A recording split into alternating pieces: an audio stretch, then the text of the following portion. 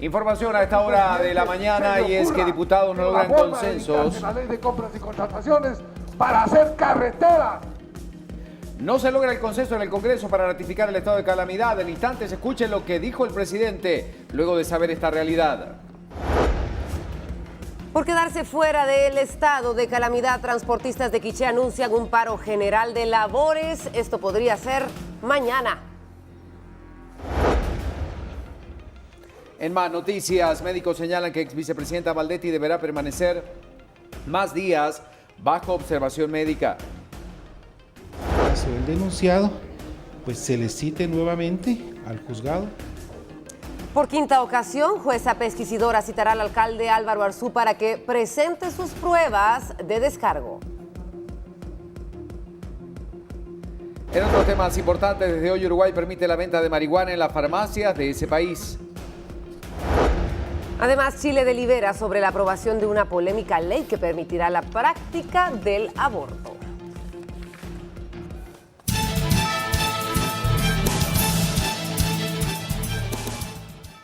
Y saludamos esta mañana al diputado Marvin Orellana en relación a este tema de la calamidad de las carreteras, del estado, deplorable en el que se encuentran la mayoría de las carreteras importantes y las que no lo son tanto dentro del país, lo que hacen que realmente se dificulte y mucho el paso por ellas. Marvin Orellana es diputado de Alianza Ciudadana. Diputado, gracias por recibir nuestra llamada. Y usted está proponiendo una iniciativa para no pagar el impuesto de circulación que está vinculado directamente al mal estado de las carreteras en el país. Viva la noticia, diputado, lo escuchamos y cuéntenos de qué se trata la iniciativa. Sí, muy buenos días. Buen día. Viva la noticia. Realmente después de ver la ineficiencia del ministro de Comunicaciones y de ver también algunos bloqueos que muchas personas hacen en el país, pues presenté la iniciativa del no pago del impuesto de circulación, ya que creo que de esta manera, en una forma pacífica, estaríamos protestando para que el señor ministro reaccione y nos dé un buen servicio en la red vial del país, ya que hasta el día de hoy ustedes ven en todo el país, no solo es a través del estado de calamidad, algunas carreteras, es todo el país.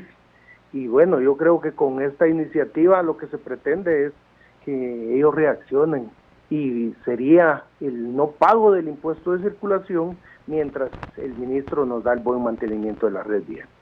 Diputado, ¿cree que esto va a prosperar, que va a avanzar dentro del Congreso de la República, que tendrá la anuencia de algunos otros diputados? ¿Cómo lo va a plantear? Bueno, definitivamente he hecho algunos cabildeos con algunos diputados. Yo entiendo que FCN tiene que apoyar a su ministro. Sin embargo, yo también creo que hay muchos diputados que están conscientes que cada vez que van a sus departamentos, las carreteras están en mal estado. Yo esperaría contar con el apoyo de 105 diputados. Y de no ser así, yo voy a invitar a la población que en una forma pacífica, no protestando, no haciendo paros de labores, sino que en una forma pacífica me apoyen a la iniciativa de ley con el no pago del impuesto mientras el gobierno y principalmente el ministro de Comunicaciones nos da un buen mantenimiento de la red vial.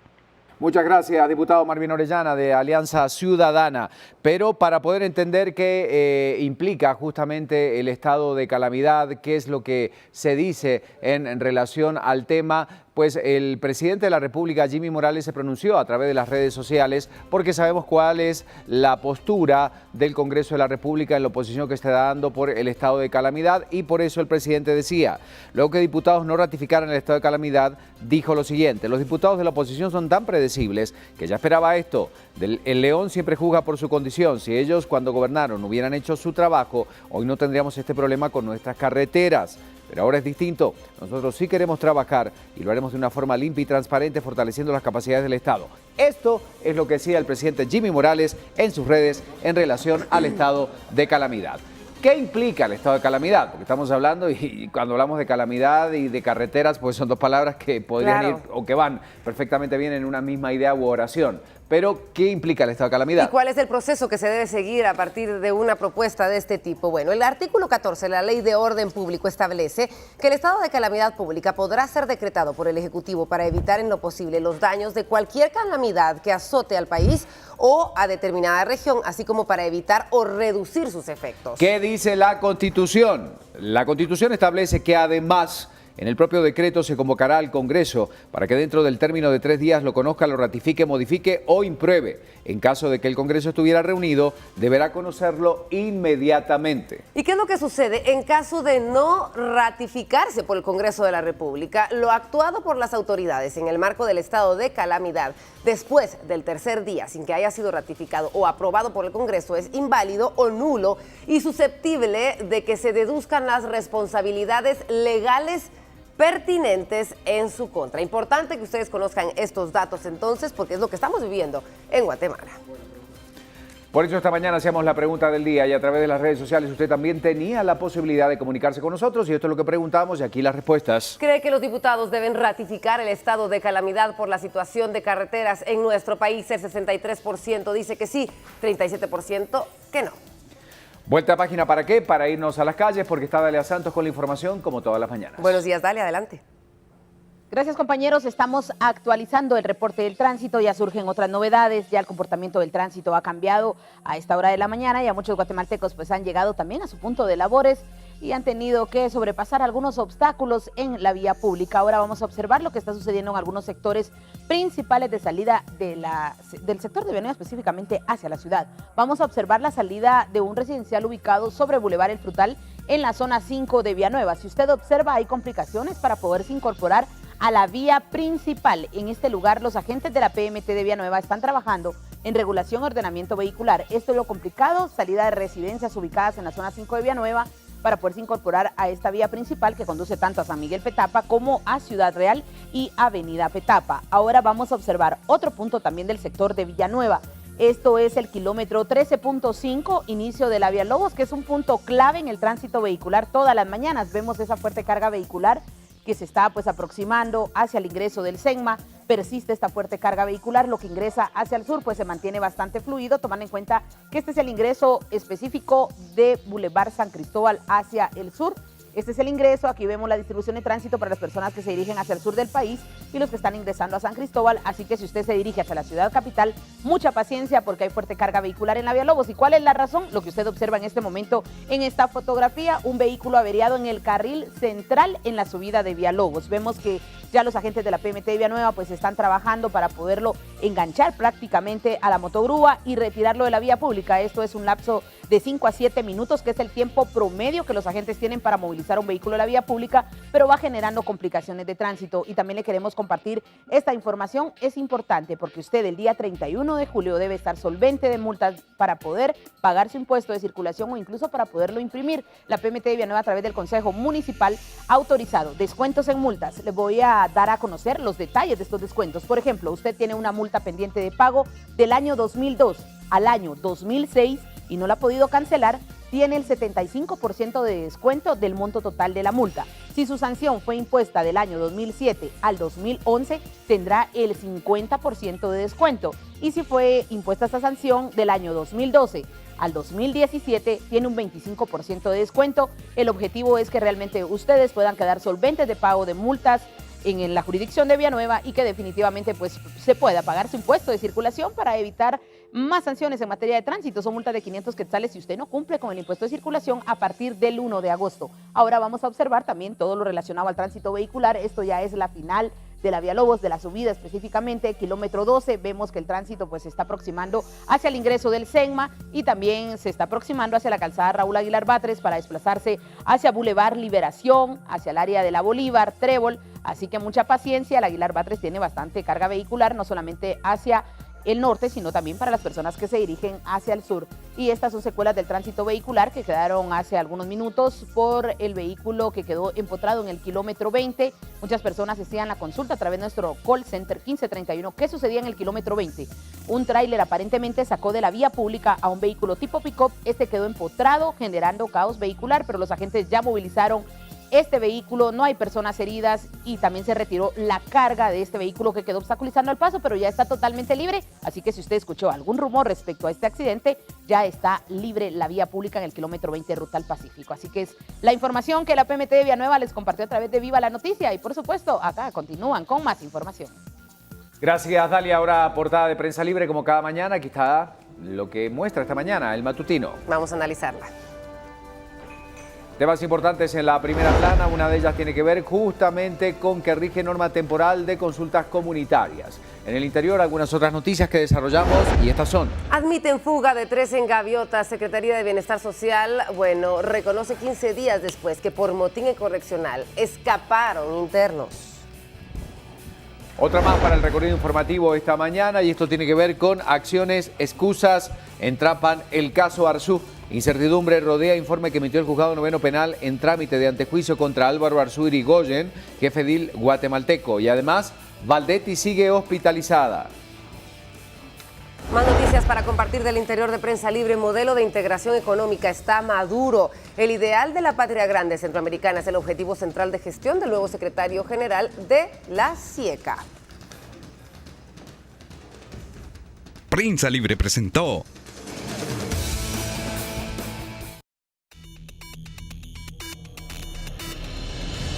Viva la noticia con más información. El empresario Álvaro Mayorga, quien gozaba de medida sustitutiva bajo proceso en el caso cooptación del Estado, se entregó ante las autoridades. Según Mayorga, se presentó ante este grupo justamente por tener vigente una orden de captura que está vinculada al caso construcción y corrupción.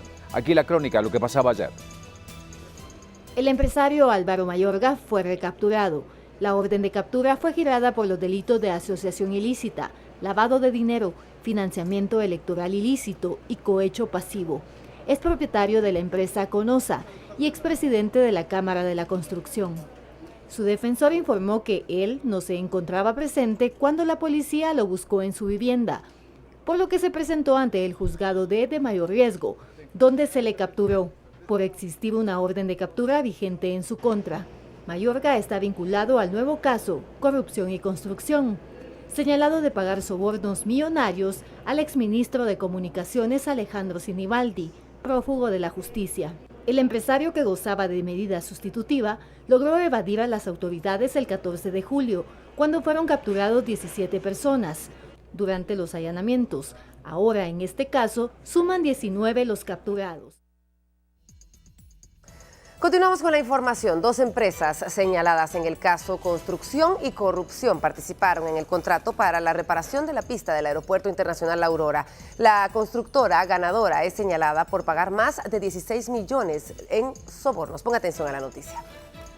Asfaltos de Guatemala Sociedad Anónima y Pavimentos de Guatemala Sociedad Anónima son las 2 empresas de 14 constructoras señaladas por el Ministerio Público y la Comisión Internacional contra la Impunidad en Guatemala de pagar sobornos al exministro de Comunicaciones Alejandro Sinibaldi. Ambas constructoras participaron en el concurso publicado en Guatecompras el 17 de marzo del 2017 para la reparación de la pista del Aeropuerto Internacional La Aurora. El concurso finalizó el 19 de mayo pasado. El contrato fue adjudicado a Pavimentos de Guatemala Sociedad Anónima por 55.659.793 quetzales. El Ministerio Público señaló a dicha empresa de pagar sobornos por más de 16 millones de quetzales, montos identificados en 106 facturas en el periodo entre el 2012 y 2015. Montos que fueron facturados a nombre de la constructora Benelli Sociedad Anónima y a la constructora y agropecuaria El Florido Sociedad Anónima, empresas perfiladas de cartón por la Fiscalía. Además, identificaron que el contador Douglas Paredes llevaba el control de los pagos, en el que señala que la constructora dio el 15% en comisiones. Las facturas fueron emitidas por servicios no realizados, indicó el Ministerio Público. Asfalwa de Guatemala también es señalada por el pago de sobornos, en el que se identifican más de 12 millones pagados entre el 2012 y 2014. Comisiones que también fueron dadas a las 2 empresas de cartón que la Fiscalía vincula al exministro. Pavimentos de Guatemala tiene operaciones desde el 2005, en el que se le han adjudicado 269 contratos, que representan 1.237.813.493 quetzales. El plazo para la reparación de la pista es de 4 meses, según especifica el contrato en la 7ª cláusula. Casi es importante continuar la lucha contra la corrupción. Sin embargo, aseguran que no basta con la apertura de casos, sino además hace falta proseguir justamente en el cumplimiento de la justicia. Estamos de acuerdo que la lucha contra la corrupción debe de continuar. Es sumamente preocupante la cantidad de recursos que el gobierno ha perdido, y sí nosotros creemos que debemos de seguir limpiando la mesa de una manera permanente, pero también nosotros creemos que esa lucha de la corrupción debe cerrar el ciclo y debemos de tener una justicia pronta y cumplida, con lo que las personas pues deben ir a los tribunales, los culpables pues deben de ser juzgados, deben de ser condenados, y si por ahí hay alguno que sea inocente pues también debe de ser llevado a su casa. Bueno, ya hablando de los casos de corrupción que fueron presentados justamente a través de una denuncia por el Ministerio Público y también la CICIG, es que en esta oportunidad es Julio Ligorría, quien fue embajador de Guatemala en Washington, quien también se pronuncia a través de un video dando a conocer su pensamiento en relación a esta acusación vinculada al financiamiento del desaparecido Partido Patriota. Recordemos que ayer aparecía una carta, que se atribuye a Alejandro Sinibaldi, pero en este caso es Julio Ligorría quien decide justamente a través de este video expresar lo que siente justamente por esta denuncia. El pasado viernes 14 de julio, encontrándome por razones de trabajo fuera de Guatemala y conociendo esta circunstancia, las autoridades del Ministerio Público ordenaron el allanamiento de mi domicilio sin necesidad de ningún tipo para hacerlo, pues hubiera bastado con una convocatoria o llamado a presencia y hubiera puesto a disposición de las autoridades todos los datos que deseen en la investigación que en estas fechas efectúan. Desconozco las razones por las que el Ministerio Público, en apoyo de CICIG, ha actuado de esta forma tan arbitraria y sin respeto al debido proceso, con una persona que siempre ha mostrado su voluntad de colaborar y que ha apoyado expresamente las indagaciones que se hacen en el país frente a la corrupción. Deseo mostrar mi preocupación por el descrédito y ataques sin fundamento que se están desplegando contra mi persona. Exijo que se me garanticen íntegramente mis derechos en un proceso al que no he tenido acceso previo alguno. Quiero expresar que yo, ni ninguna de mis empresas, jamás recibimos, donamos, pagamos o transferimos fondos a partidos políticos o persona alguna relacionada con el caso que se ha denunciado. Mis servicios de consultoría se enmarcan exclusivamente en el ámbito privado, entre empresas privadas en conflicto, y no implica nada relacionado con funcionarios públicos. Sinceramente siento que estoy siendo objeto de difamación y persecución por razones políticas. Y a pesar de ello, prestaré mi colaboración hasta el esclarecimiento total de los hechos y el descubrimiento de los verdaderos responsables que se ocultan bajo el manto de una impunidad pactada a cambio de acusaciones infundadas. Bueno, esto es lo que decía entonces Julio Ligorría en relación a este caso. Por supuesto, en Un Campo Pagado pues hablaba justamente de su pensamiento en relación a esta denuncia concreta que pesa en su contra. Pero hablando justamente del Partido Patriota, hablando de personajes de ese caso. Tenemos que enfocarnos en la ex vicepresidenta de Guatemala. Así estamos hablando de Roxana Baldetti, que deberá permanecer un par de días más bajo observación médica, por lo cual mañana será evaluada nuevamente por parte del INASIF. Esto era lo que daba a conocer el juez de mayor riesgo, Miguel Ángel Gálvez, quien visitó a la exfuncionaria en el centro en donde se encuentra recluida. Por ello, será el mismo juez quien determine si de esta forma o de qué forma se realizará la audiencia para la etapa intermedia en el caso La Línea. Escuche usted la información. INASIF, Ministerio Público, CICIG, PGN, defensa de la ex vicepresidenta Roxana Baldetti fueron citados por el juez Miguel Ángel Gálvez para que en audiencia escucharan la opinión médica sobre la salud de Baldetti. Nos explicaron cuál fue el procedimiento que se ha dado y el problema es que con el traslado a Santa Teresa el día sábado se le suspendió el antibiótico. Ahorita dice que tienen que esperar 48 horas para ver cómo va a evolucionar el cuerpo. 3 médicos estuvieron presentes en audiencia y determinaron que debe continuar hospitalizada. El pasado viernes decidieron su regreso a la cárcel Santa Teresa y anoche llegó de nuevo al hospital. El tema de la salud de la señora no es un tema de ahorita, es el tema desde que dictamos la orden de aprehensión cuando fui al centro médico, y es el problema de bacteria y es el problema del catéter. Entonces, establecer la bacteria no lo han establecido. El jueves será evaluada por el INASIF para que el viernes el juzgado tenga un dictamen y con ello determinar si le dan de alta o si puede asistir a la audiencia de la fase intermedia del caso de La Línea. En el hospital había un espacio adecuado para la audiencia, pero los médicos recomendaron no levantarla y Valdetti presenció la audiencia acostada y en apariencia se ve bastante bien, indicó el juez. En el hospital hay seguridad del sistema penitenciario y de las fuerzas especiales de la Policía Nacional Civil.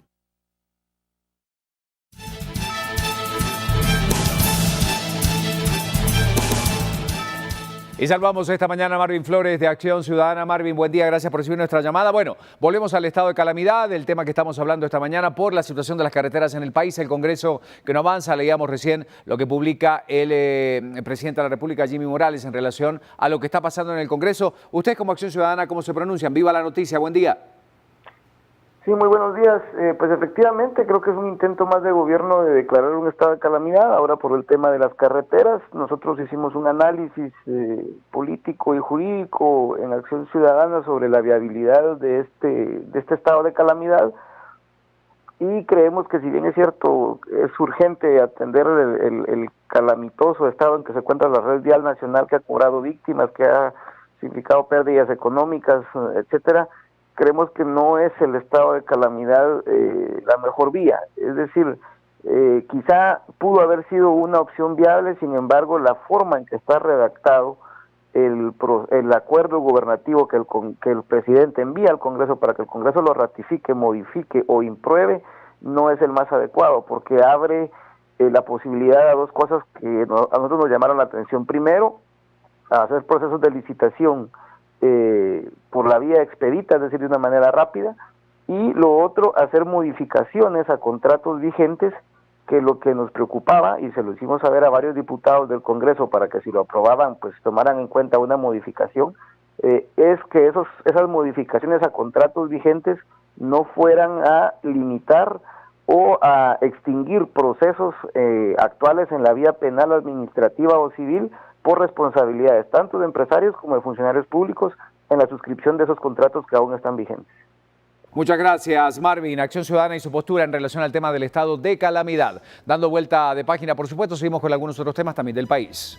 Seguimos con la información, Ricardo. Por quinta ocasión, la jueza pesquisidora tendrá que citar al alcalde capitalino, Álvaro Arzú, para que presente sus pruebas sobre el caso que se le señala penalmente. De no ser posible el proceso de antejuicio en su contra, permanecerá detenido hasta que se ventile dicha audiencia y se agoten los recursos pertinentes. Ponga atención a la noticia. Ante la petición de retirarle la inmunidad al alcalde Álvaro Arzú, la Sala Segunda de la Corte de Apelaciones recomendó a la jueza Silvia Morales, del Juzgado Noveno, citar nuevamente al alcalde capitalino y le fijó un plazo de 10 días para que presente un informe a la sala. En este caso, el denunciado, pues se le cite nuevamente al juzgado para que sea la jueza pesquisidora quien lo escuche. Independientemente de ello, dentro del plazo de 10 días, la jueza tendrá que enviar nuevamente el expediente. El fiscal del caso, Melvin Medina, recibió 2 notificaciones, una planteada por la defensa de Arzú, que rechazó la Corte de Constitucionalidad, y otra porque la jueza se excusó de seguir en el caso. Pero el hecho de que la señora juez haya podido enviar el informe de juez pesquisidor implica que pues ella sigue conociendo el caso. Esta resolución fue dictada por la Sala Segunda, preservando el derecho de audiencia del alcalde. Bueno, es parte de la información que compartimos a esta hora, por supuesto. ¿Y dónde nos vamos? Nos vamos a ver qué pasa en Calzada Roosevelt, que también nos va mostrando, por supuesto, el panorama del tránsito muy tempranito. Importante conocerlo, son las 7:28 y ya podemos ver entonces el congestionamiento sobre la Calzada Roosevelt, característico de esta hora. Si usted puede utilizar rutas alternas, hágalo. Nos vamos inmediatamente con Julio de León. Adelante, Julio, te escuchamos. Él está en las calles y tiene información para nosotros. Julio, buen día. Muy buenos días, Guatemala, y sí, efectivamente tenemos alguna información que brindarles a ustedes de lo que está sucediendo en este momento en la ciudad capital y en el interior también de nuestro país.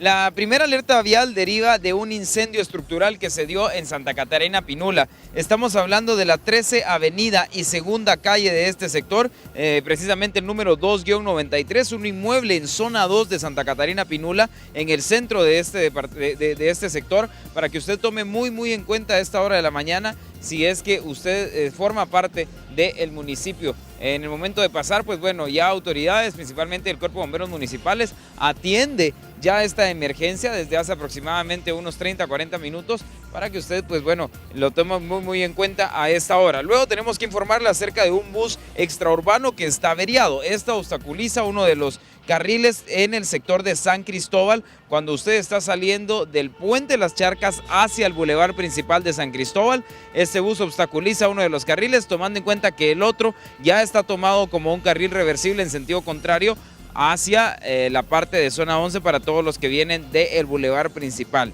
Le informamos también acerca de, octava calle, zona 13, en el sector de Pamplona, un tránsito totalmente detenido a esta hora de la mañana. Muchos usuarios se quejan debido a la lentitud en la circulación de ese mismo punto. Boulevard El Naranjo también se encuentra bastante complicado, principalmente en la salida hacia la parte del anillo periférico, saliendo del Boulevard principal del Naranjo. También tenemos información de una cola de vehículos estancada que va un poco más allá de lo normal en otros días de la semana. Kilómetro 18 de la ruta interamericana se encuentra totalmente despejado hacia el sector de la Roosevelt, pero empieza a encontrar ya una cola de vehículos en el momento de dirigirse hacia el desvío al sector de San Cristóbal. Eso sería a la altura del kilómetro 16.5. Ya toda esa parte de la ruta interamericana, ingresando a toda la parte de Misco y luego calzada Roosevelt, pues podemos ver cómo en todo este sector ya la cola de vehículos es bastante lenta y la movilidad para los usuarios en esta hora pico pues es algo que tienen que tomarlo en cuenta, porque sin lugar a dudas, usted puede ver que no hay ningún obstáculo, pero la cantidad de vehículos afecta el paso para muchos guatemaltecos. Informamos también en la parte de la ruta del Atlántico, sin ningún obstáculo tampoco. Sin embargo, a la altura del kilómetro 8, en realidad es desde el kilómetro 6 hasta el kilómetro 9, todo ese sector se encuentra por el momento con una cola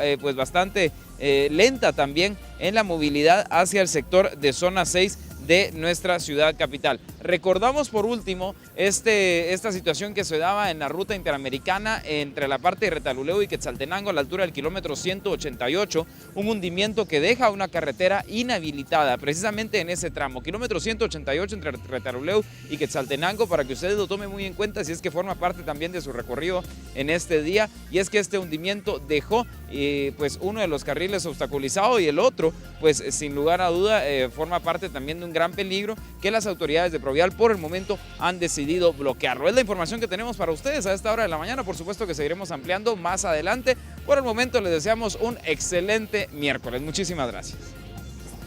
Muchísimas gracias, Julio, por la información desde las calles. Nuestro compañero, y ahora sí seguimos el recorrido por los departamentos. Y ya está lista Lorén Quinto, adelante.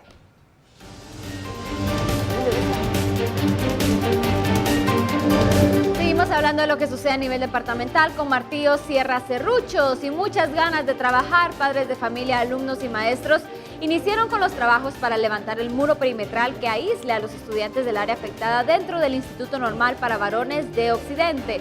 Todo esto debido a que los sismos del mes pasado dañaron el área sin que hasta el momento se tenga la atención de alguna autoridad educativa. Para que el hijo de Felipe Tajribol termine el quinto bachillerato en el instituto que le ha puesto confianza, no le importó recorrer 20 kilómetros del municipio de San Cristóbal Totonicapán a Quetzaltenango para ayudar en los trabajos de levantamiento de un muro de seguridad en el Instituto Normal para Varones de Occidente. No me siento, como le puedo decir, tan contento por la razón de que mi hijo está estudiando en otro lado, y la verdad es de que aquí pues es lo mejor para él, ¿verdad? Estar en su propio establecimiento, y por lo tanto he venido a colaborar, ¿verdad? Las láminas y madera que donó la Universidad Mesoamericana al Limbo para levantar el muro no alcanzará, ya que el área circular tiene más de 80 metros cuadrados. A todos los padres de familia se les está haciendo la cordial invitación para que puedan acercarse, no solamente a dejar la colaboración que se había acordado de 40 quetzales. Esto es para poder comprar el material que se necesita. El Limbo aglutina más de 900 estudiantes que por ahora están recibiendo sus clases en otro centro educativo, pero con inconvenientes. Yo creo que en el transcurso de la semana nosotros terminamos ya de circular el área afectada. Yo pienso que el lunes ya estamos en clases normales en el establecimiento.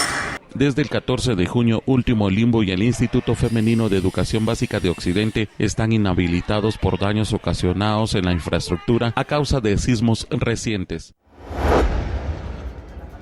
Miembros del Sindicato de Salud de Suchitepeques realizaron una protesta que finalizó frente a Gobernación Departamental. En la misma hicieron entrega de un documento a la gobernadora Leonor Toledo, el cual llevaba más de 2,000 firmas que obtuvieron en una mesa ubicada en el Parque Central, donde piden que no se privatice los servicios de salud y se compren insumos para los hospitales y centros de salud. Alberto Boj, secretario del sindicato, informó que las familias siguen siendo perjudicadas al llegar al hospital cuando solo reciben recetas para la compra de medicamentos. Seguimos este recorrido y los hemos acompañado de nuestros amigos de Ban Rural. Ban Rural, el amigo que te ayuda a crecer. Presenta. Es impresionante cuando visitamos el interior de nuestro país. En cada departamento y sus municipios nos encontramos con escenarios históricos. Imagine usted la década de los años 40, 50, donde el paseo por el parque permitía a los visitantes no solamente recrearse, conversar, conocer nuevas personas, pero quienes eran oriundos del rinconcito guatemalteco, lo que hacían es que durante los fines de semana, iniciando entre el viernes y el domingo, escuchaban la música de marimba o la música de la banda en los famosos kioscos hechos de madera y de hierro.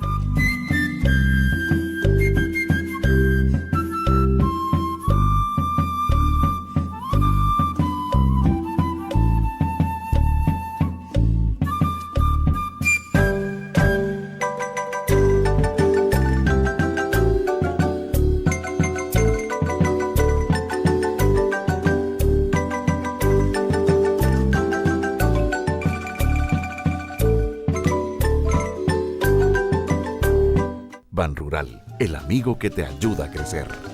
Presentó. 7 de la mañana con 36 minutos, continuamos con más.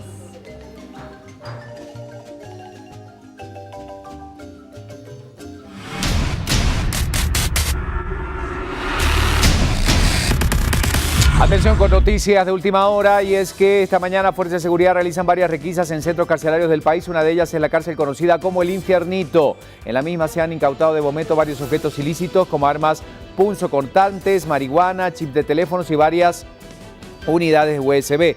Según las autoridades, con ello se trata de prevenir hechos criminales. Atención, hay requisas en estos momentos en varias cárceles del país. Y nos vamos a esta hora a las noticias del mundo. Saludamos a Crista García, que tiene más del panorama internacional.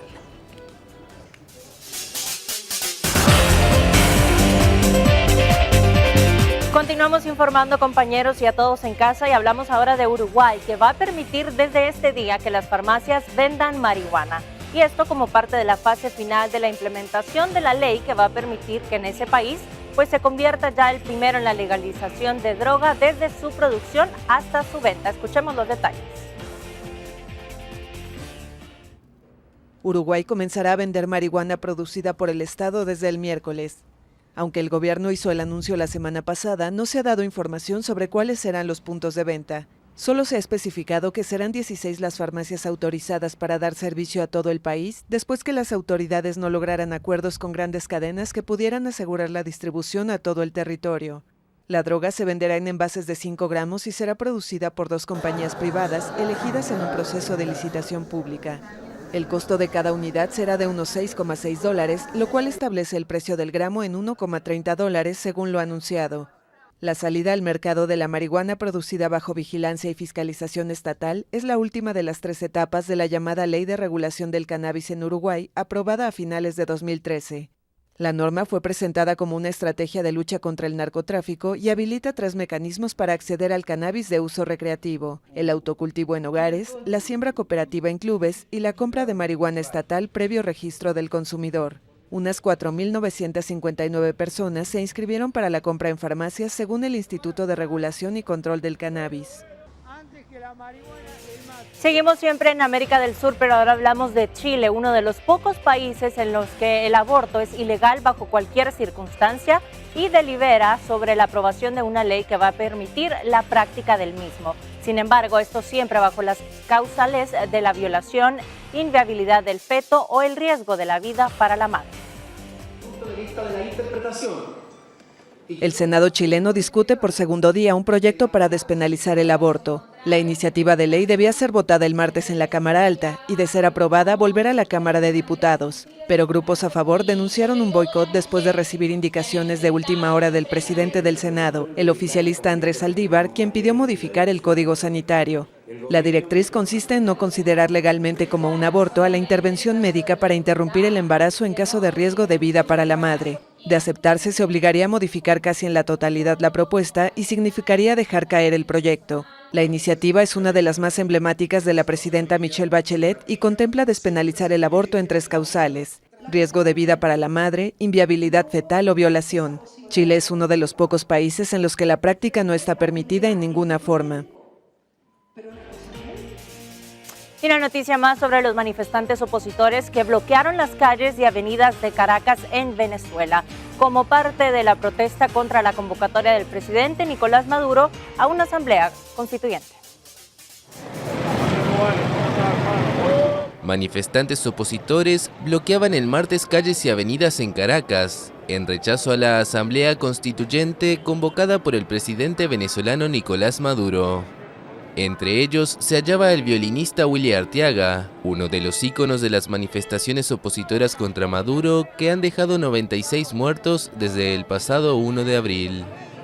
Los cortes viales no fueron convocados por la coalición opositora Mesa de la Unidad Democrática, que sí llamó a un paro cívico de 24 horas para el jueves. El martes circuló un audio en redes sociales en el que supuestamente el prófugo piloto policial Oscar Pérez, acusado por el gobierno de atacar el máximo tribunal desde un helicóptero, invitó a una tranca nacional indefinida, algo que ya había mencionado el pasado jueves durante una irrupción sorpresiva en una marcha opositora. 7:41 de la mañana, Noticias del Mundo. Continuamos. Muchas gracias, Crista, por la información. Tenemos que continuar con más información y tenemos que hablar de tránsito. Dalia Santos ya está listo con lo siguiente.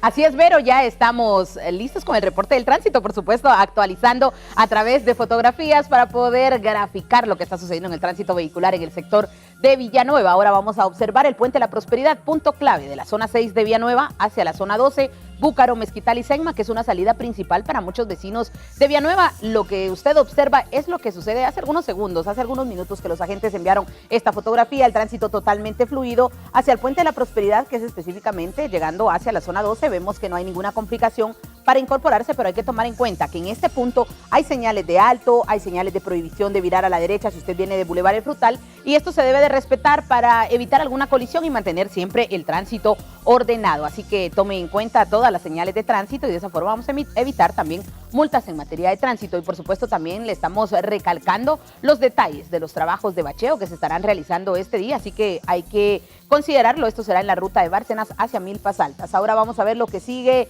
pasando en el área de la Vía Lobos. Continúa esta fuerte carga vehicular, pero ya ha reducido la fila de vehículos. Incluso la PMT de Villanueva la está reportando a la altura del kilómetro 13.5. Lo último de la fila de vehículos está al ingreso de Boulevard Sur de San Cristóbal, donde inicia la Vía Lobos. Se está supervisando, se han retirado ya más de 3 vehículos averiados y esto genera impacto en el tránsito vehicular, pero se tiene ya totalmente libre de obstáculos el recorrido y vemos que esta fuerte carga vehicular pues se aproxima a la calzada Raúl Aguilar Batres, donde no se tiene mayor novedad. Ahora vamos a observar siempre la ruta al Pacífico, pero un punto más próximo hacia el ingreso del Segma, donde vemos que tanto el tránsito que se dirige hacia el sur pues mantiene fuerte carga vehicular. Se ha liberado todo el tránsito a las 7:15, pues finaliza este carril reversible. Ya se ha liberado todo el tránsito para las personas que se dirigen a Palín, a Escuintla, a Matitlán, podrán transitar en la Vía Lobos sin mayor complicación. Y recuerde que a las 9 en punto se libera todo el tránsito vehicular, en este caso del transporte pesado, así que podría haber tránsito lento.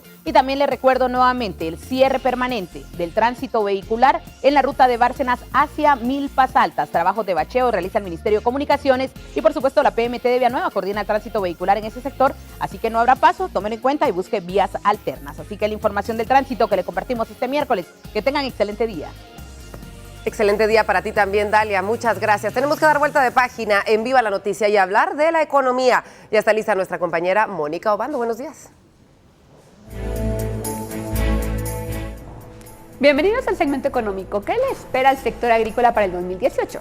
Según el ministerio a cargo de este sector, por lo menos más recursos, ya que solicitaron el doble de su presupuesto con unos 2.456.200 quetzales para el próximo periodo, asignados 834 millones de quetzales para el programa de apoyo a la agricultura familiar, 421 millones más que en el 2017, con lo que se pretende beneficiar a 1.816.182 personas. Además, 78 millones de quetzales para prevenir la desnutrición crónica y 16.5 millones para la compra de silos con capacidad para almacenar 12 quintales de granos básicos, entre otros proyectos del Ministerio de Agricultura, que ha destacado que en el 2017 el Ministerio a su cargo obtuvo el presupuesto más bajo de los últimos 12 años, cuando se asignó 1.170.300 quetzales, aunque el Ministerio de Agricultura propuso un techo de 1.388 millones, el Ministerio de Finanzas fue lo que propuso y es una cifra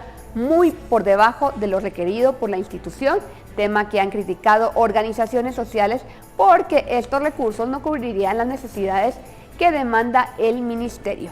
Veamos cómo están los precios de las gasolinas, la superior, la regular y el diésel por galón en autoservicio y por supuesto el tipo de cambio del dólar y el euro en quetzales. Síganme en redes sociales, soy Mónica Obando. Muchas gracias, Mónica, por esta información. Hacemos una pequeña pausa comercial, no se vaya, cuando regresemos tenemos aún más en Viva la Noticia.